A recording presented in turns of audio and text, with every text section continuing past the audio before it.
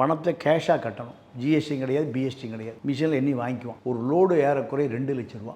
Lorry அந்த மலைக்குள்ளே போயிட்டு வெளியில் வரக்கு 5 நிமிஷம் ஆகும். வெறும் லாரி உள்ளே போனால் வரும்போது என்ன ஆயிடும், நிரப்பி வந்துடும். அப்போது சீனாவிலிருந்து இறக்குமதி செய்யப்பட்ட நவீன ரக இயந்திரங்கள் அப்படியே போச்சுன்னா 3 கை அள்ளி போட்டால் லாரி நிரம்பிடும். ஒரு நாளைக்கு ஒரு லாரிக்கு 2 லட்சம் ரூபா. 1 மணி 5 நிமிஷம் அந்த லாரி உள்ளே போய் ரெப்பிட் வெளியே வந்துடும். 1 மணி நேரத்துக்கு 60 நிமிஷம். ஏறக்குறைய 12 லாரி. 12 இன்ட்டு 2 லட்சம் 24 லட்சம். ஒரு நாளைக்கு 24 மணி 3 ஷிஃப்டில் நடக்குது. அப்போது 24 லட்சம் 10 மணி ஒரு மணி நேரத்துக்கு 24 லட்ச ரூபா வரும் இல்லையா? 1 மணி நேரத்துக்கு 24 லட்சம். 10 மணி நேரத்துக்கு 2.5 கோடி. 24 மணி நேரத்துக்கு 2.5 5 6.5 கோடி. ஒரு நாளைக்கு 6.5 கோடி.